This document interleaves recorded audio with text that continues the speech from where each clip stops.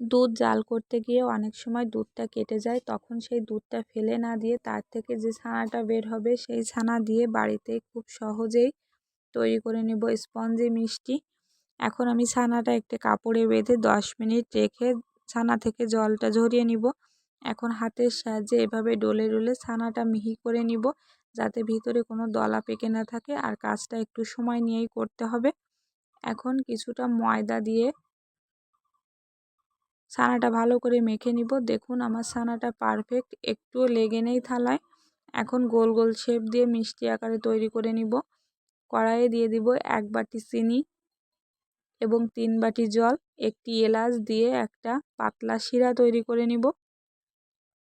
জলটা ভালোভাবে ফুটে আসলেই দিয়ে দিব মিষ্টিগুলো।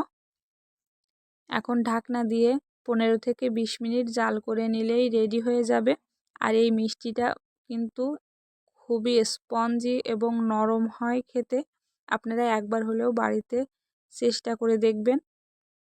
এখন মিষ্টিগুলো দেখুন ফুলে কত বড় বড় হয়েছে।